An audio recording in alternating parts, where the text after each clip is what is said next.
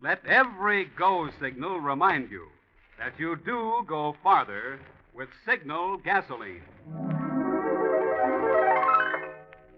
The Signal Oil Program. The Signal Oil Company and your neighborhood signal dealer bring you another curious story by The Whistler. Tonight, Beware the Bridegroom.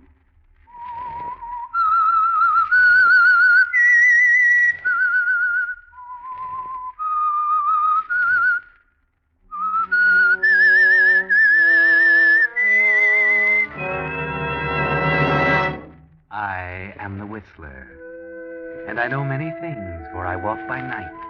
I know many strange tales, many secrets hidden in the hearts of men and women who have stepped into the shadows. Presently I'll tell you of nameless terrors of which they dare not speak.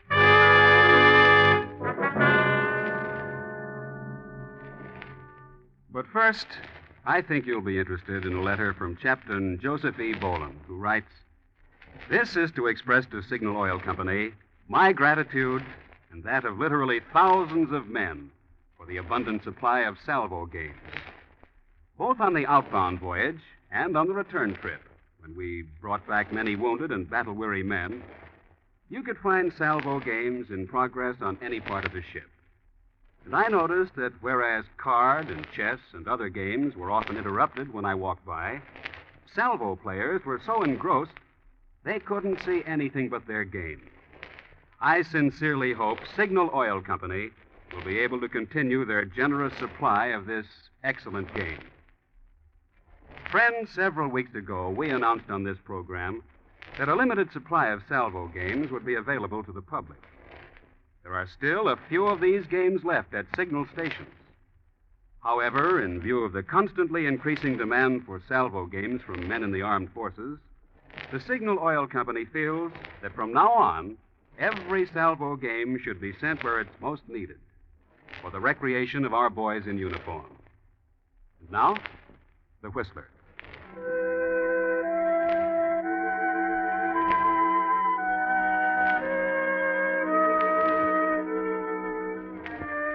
The lights are low, the music is soft. It's the Cameo Bar, one of those dimly lit bistros in New York where people come to drink and be happy, where others come to drink and be sad. Over there in the corner at the bar, John Lane and Biff Allen are sitting. They're morose. New York hasn't been so kind. New York hasn't even noticed. They're on their uppers, and they don't at all like the prospect. Well, Biff, drink up. I'm in no hurry. This is probably my last drink in a long time. I can't afford any more.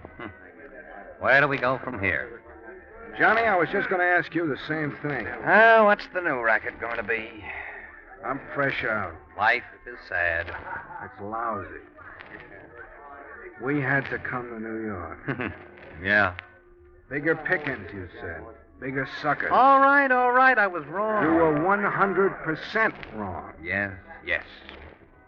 Money is the root of all evil. Oh, that's wrong, Biff. The love of money. All right. Sport your college education. You know when I feel good? When I'm in the bucks. Life's no good when you're broke. Whoever said money isn't everything didn't know what they were talking about. It's everything all right with me. I'm going back home. You off your nut?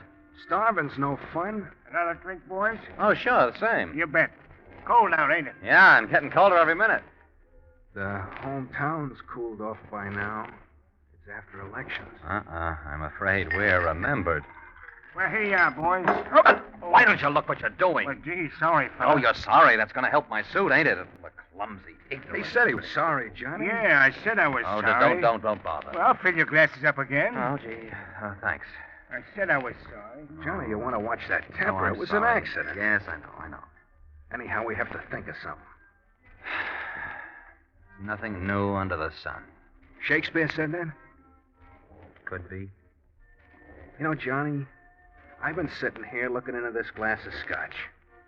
What do you see? The reflection of my right eye. Yeah. It's bloodshot. Oh, I'm trying to think. Look at the reflection of your right eye. It's more soothing. I could spit in my right eye. I'm that sore. No future in it. No, I'm going back home. I miss my old lady. She could fix a beef stroganoff that would melt in your mouth. You got exotic tastes. What's wrong with you? I miss my old lady. Oh, she'd throw you out of the house. You know, Johnny, maybe we could try to dream up something sort of legal. I tried that once. Yeah. Hey, look. What? That mouse in a red dress. Where?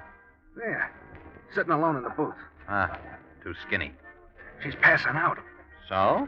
Let's give her a hand. Oh, listen, Sir Galahad. We're desperate, ain't we? An all-time low. Well? I don't get it. Hey, wait a minute. Maybe I do. You're the smooth one of this combo. Go ahead. Worth a chance. Maybe fate sent her.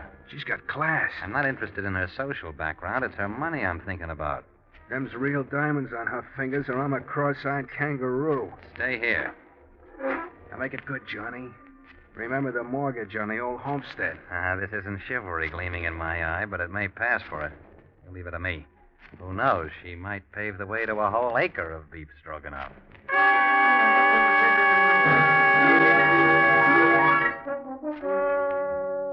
And so John Allen goes over to the booth and speaks to the little mouse in the red dress.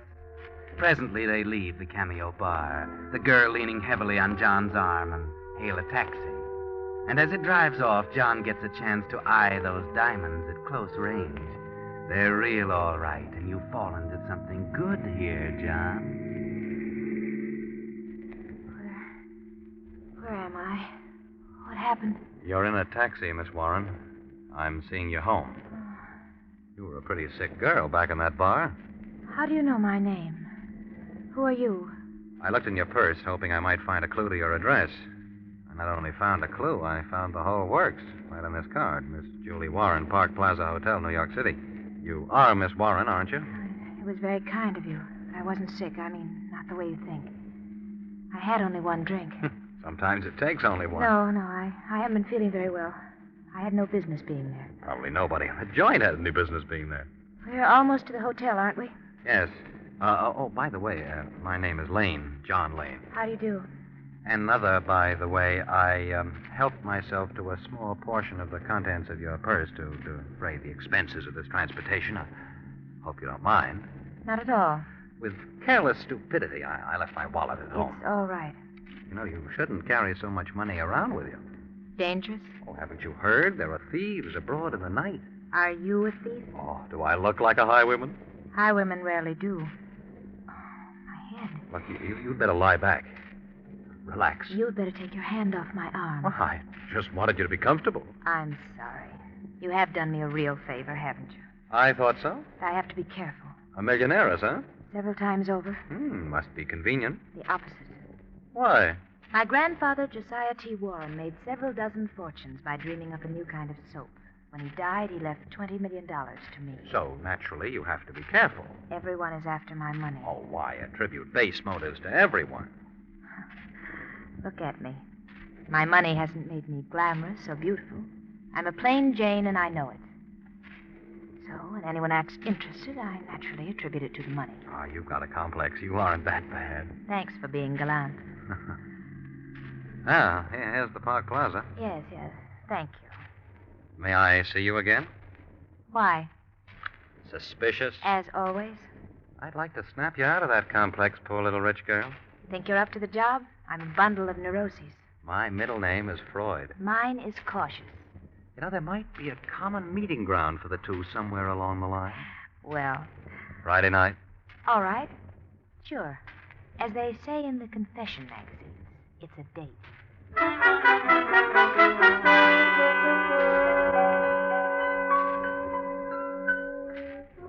Yes, it's a date, John Lane. It was easy, wasn't it? She may be cautious, but not cautious enough. And so you take back the good news to your friend Biff. Hello, Biff. Johnny, well? We're set. Honest? What a break. Good hunch, huh? Oh, lead pipe cinch. Tell me. She's bored. Yeah? She's got millions, and she's bored. Holy cow. Oh, what we stepped into.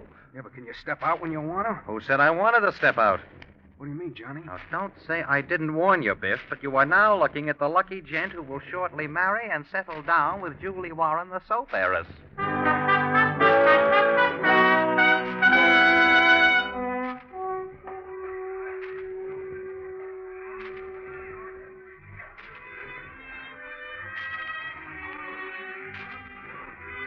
Enjoying yourself, Julie? Uh-huh. My favorite orchestra. Oh, you dance beautifully, Johnny. You're my favorite partner. Oh, I'll bet you say that to all your partners. Happy? Very happy. Let's never stop dancing, shall we? Whatever you say.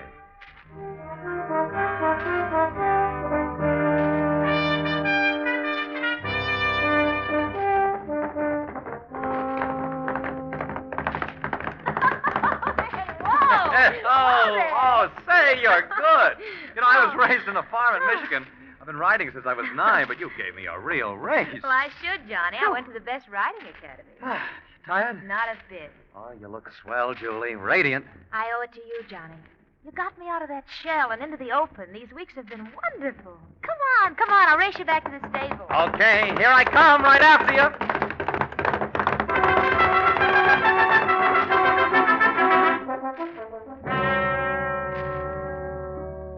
And so the campaign continues. Dining, dancing, horseback riding, the theater, the races, the works. And it's a success. Julie Warren and John Lane sneak off quietly to Connecticut one day and are married. Off to Bermuda for a honeymoon, a blissful idyll, and then return. Make it look good, Johnny. Darling, now we're back. I can't just sit around being a rich woman's husband. Why not, dear? Well, I just couldn't. You get bored? Might. Yes, you might. Then you won't mind, dear? Of course not, Johnny. Oh, good. I want you to be happy, and if you have to be busy to be happy, of course. Oh, I'm glad you agree with me, sweet. Kiss me. Yes, sir. A pleasure.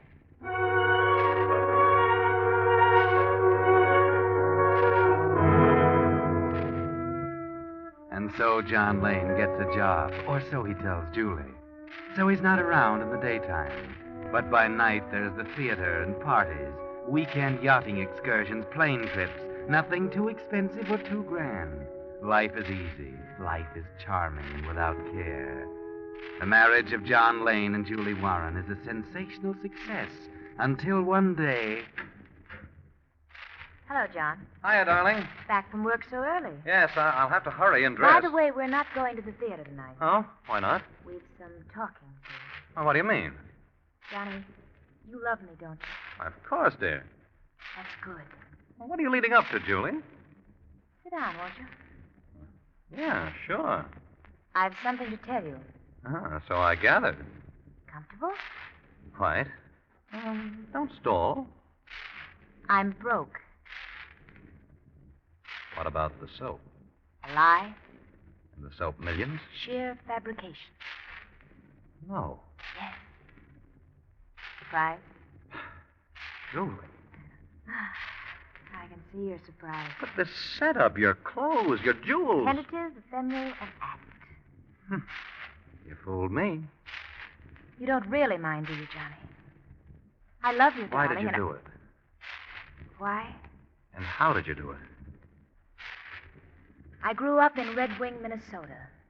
Go on. Have you ever been to Red Wing, Minnesota? No. I wanted to get away. I was an orphan.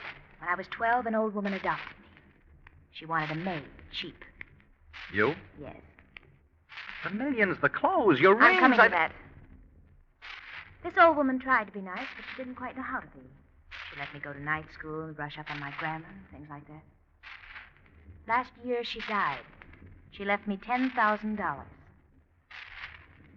I've never been very popular, Johnny. I had a very exciting life, and I wanted romance and excitement and glamour. The husband. So I sunk the whole $10,000 in clothes and jewels. This apartment. And you married me. Everything came true. Johnny, I love you. I love you terribly. I know this is probably something of a shock that I should practice such a deception, but, well, I didn't want to go on fooling you anymore. Anyhow, I can't afford to. The rent's overdue now. What are we going to do? Do? Yes, Johnny. what? I haven't a cent. But your job. Haven't any. But you said I've been that going you to the races on the money you gave me.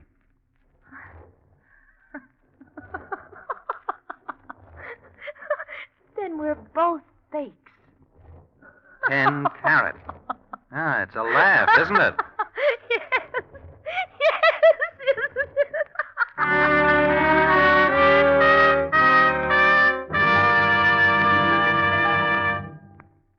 You are listening to The Whistler, brought to you by your friend, the Signal Oil Company, marketers of famous Signal gasoline, your best buy today. Remember to let every go signal remind you do go farther with Signal gasoline.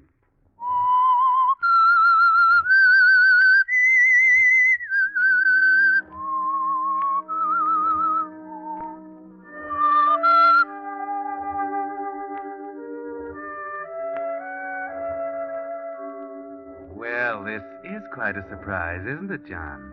You married Julie because you thought she was worth millions. Now you find out she hasn't a cent. Two cheats caught with each other. So you go out for a walk to talk things over and to have a talk with Biff Allen at his rooming house. You're kidding, Johnny. No, I'm not kidding. She hasn't got a cent. The rent's overdue. Won't believe it. We got taken by a mouse in a red dress. I'm not so sure. What do you mean? Maybe we'll come out of it okay after all. How? The dame hasn't got any money. I've just remembered something. An insurance policy. Huh? An insurance policy? Yeah, for 20 grand. I don't get it. No, but I do if she dies. Yeah? Yeah, I ran across it one day in her things. She said she'd forgotten about it, but now that we were married, she'd have me named as beneficiary. And she did? Yeah, she did. I saw to it. Mm-hmm. But I still don't see. You don't get it until she dies. That's right. And she's good for plenty of years yet. Yeah, And we need the money now. right again. So, there's only one solution. Yeah, what? She's got to die now. Oh, but she... Wait a minute, Johnny, no. We've done a lot of things, but we never got into anything like that. I don't plan to. I'm not interested in murder. In this state, you burn. Not me. I'll figure a way. I won't get caught. Johnny, listen, plenty of guys have tried, and they got caught. Don't do it. We can make money some other way and live to enjoy You it. worry too much, Biff. Now, don't worry. I'll be okay. Johnny, you mean you're really going to do it? Yes, I am. I'm not going to be made a sucker by a mouse in a red dress.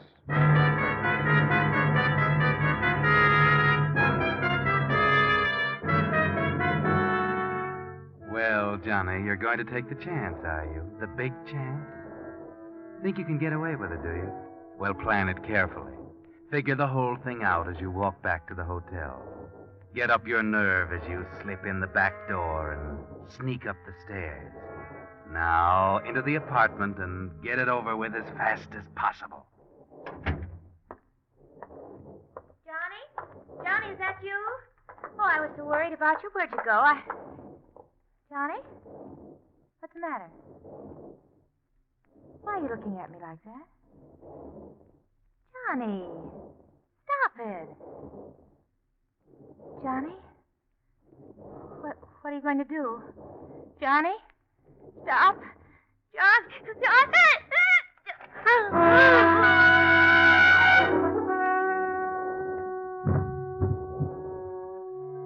All right, it's done.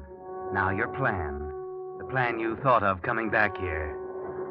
That's it. Drag out the bureau drawers. Throw their contents on the floor. Knock over chairs. Make it look good. Make it look like a terrific struggle. Like a burglar had tried to rifle the place. Yes, that's it. It's a shambles. Now, get out of here quickly. Down the back stairs, the way you came in. Don't let anybody see you. And hurry to the Cameo bar. Biff's not there as you thought he'd be, but the bartender is, and he's the one you want anyway. Hello there, Mr. Lane. What's it going to be? Same as the last one. Last one? But you didn't have any other drink. Oh, sure I did. Don't you remember? About 15 minutes ago? Hey, you're joking, Mr. Lane. You just came in. You haven't been here all day. Mr. Allen was here, but he got a phone call and left about 15 minutes ago. Oh, now, Joe, you could be mistaken about that, couldn't you? Maybe you just didn't see me come in. Maybe you just didn't notice me sitting back there in the back booth. Yeah, but I would have... Now, look, maybe this will help you to remember that I've been here for 2 hours. All afternoon, almost. Hey, that's $100 bill. Yeah. But, You could use 100, couldn't you?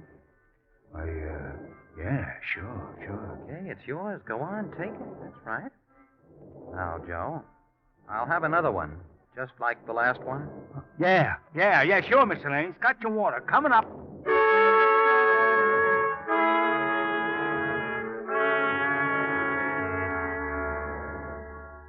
Simple, isn't it, Johnny? Your alibi is all established.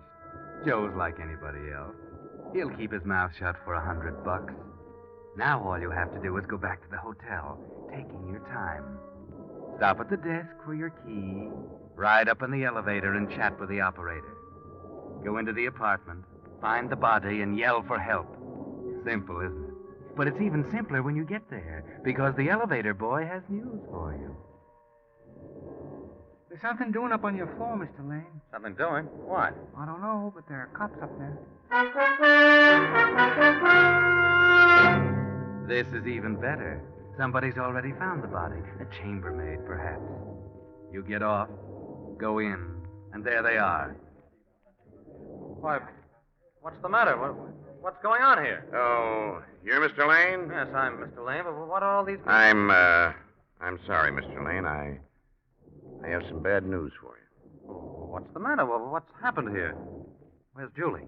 I'm sorry, Mr. Lane. There's been a tragedy. Your wife is dead. Dead? Dead? No, it can't be. It can't be. Now, please, Mr. Lane, I'll take it. Hey, somebody, hurry up, bring me some water. Hurry up, get it over here. That's right, Johnny. Put on a good act. Lay it on thick. Take a few minutes before you're coherent enough to ask the inspector a question. How did it happen? One of the maids saw a suspicious character breaking into your room. She called the police, but we didn't get here in time to save Mrs. Lane. The place was in shambles, and she'd been strangled. You said a suspicious character? Yes, a burglar. We got here in time to catch him just as he was trying to leave. You caught him? Yes. Don't worry, Mr. Lane.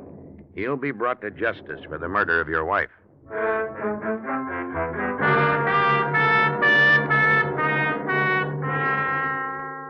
Now, what can this mean, John? This is really an unexpected twist. But it makes everything even simpler. There's nothing to it now. But they want you to go down and take a look at the man they caught, and so you do. You'd want to anyway. You're curious to see the man you're sending to the electric chair, only you're not quite prepared for the shock. Here he is, Mr. Lane. Biff Allen, he's called. He swears he didn't kill your wife, but he won't say much else except that he wanted to see you. I don't know why. Yeah, I wanted to see him because I figure he'll have something to say. I figure he'll tell you I couldn't have killed his wife. Go on, Johnny, tell him. You know this man, Mr. Lane? Why, Go on, Johnny, tell him I didn't kill her. I never saw him before in my life. Johnny! You wouldn't do that to me. I don't know what you're talking about. I don't know you. Okay, if that's the way you're going to work it. Inspector, he knows me all right. Only this afternoon he come to my rooming house. My landlady will testify to that. And he told me he was going to murder his wife. That's fantastic. He's making up a fantastic story to try to worm out of it. You know he did it. You caught him there. I went there to try to stop you from doing it, but I was too late. Mr. Lane, where were you about 3 this afternoon? Oh, you don't believe this man, surely. I'm not sure, Mr. Lane. You see, that's one thing that puzzled us. The coroner says your wife died about 3 o'clock. We didn't catch this man until almost 4. Why should he have stayed so long? I was at a bar all afternoon. The bartender will testify to that. I'm sure he will. Okay, we'll see. Come along.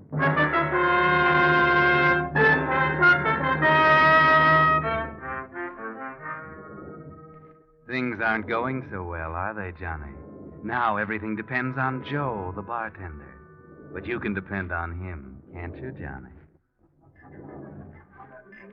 You the bartender here? You've been on duty here all afternoon? Yeah, sure. From 2 o'clock on. Okay. Did you ever see this man? Oh, yeah, sure. That's Mr. Lane. Was he here about 3 o'clock this afternoon? What? No. No, he wasn't. He gave me $100 to say so, but he wasn't. He didn't get here till after 3:30. Why, you... Here, take it easy. I'm sorry, Mr. Lane. I thought it was just your wife you wanted to fool. I had no idea it was anything to do with the police. I can't take any chances like that, Mr. Lane. I would have told you that. All right, Lane, now you'd better come along with me. Quietly.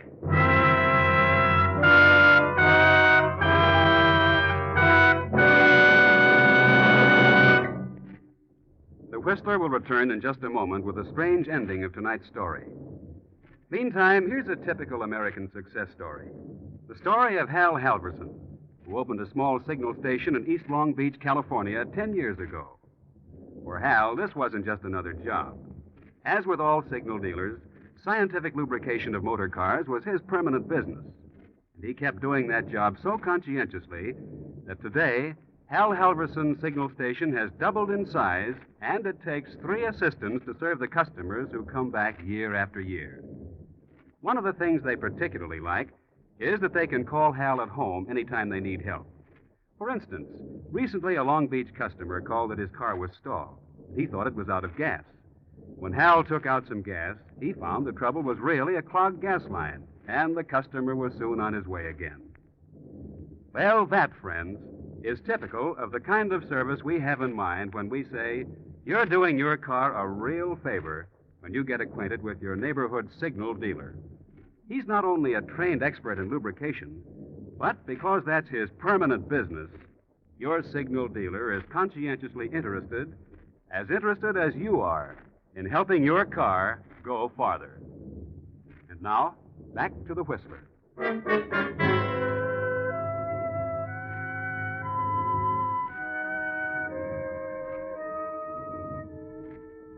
Yes, Johnny Lane now sits brooding in a solitary cell up the river. You can't blame him for being unhappy about Biff wandering in and spoiling the setup. Only what he's really unhappy about is that Biff didn't get there a little sooner in time to stop the murder. Yes, you see, the reason Biff came to the hotel and broke into the room was to stop Johnny, to tell him that there was no need to murder Julie, that he had checked up and found out that she was a long way from being penniless. In fact, $20 million away from it. She invented the penniless story to test Johnny's love for her. She really loved him, and she didn't know what a chance she was taking. And he didn't know he was throwing away the sweetest chance of his life. Yes, he's sad, all right, but not for long. The state's going to end his troubles for him any day now.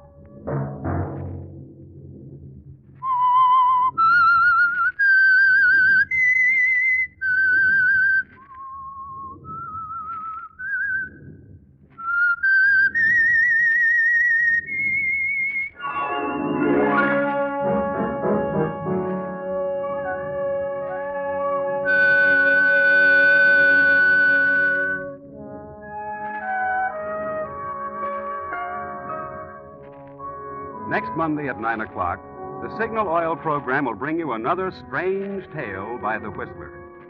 The Signal Oil program is broadcast for your entertainment by the Signal Oil Company, marketers of Signal's famous Go Farther gasoline and motor oil, and by your neighborhood Signal Oil dealer, who is at your service daily to keep your car running for the duration. The Signal Oil program, directed by George W. Allen, with story by Victor Kushner and music by Wilbur Hatch, is transmitted to our troops overseas by the Armed Forces Radio Service. Bob Anderson speaking for your friend, the Signal Oil Company, and suggesting once again that you let every go signal remind you that you do go farther with Signal gasoline. This is CBS, the Columbia Broadcasting System.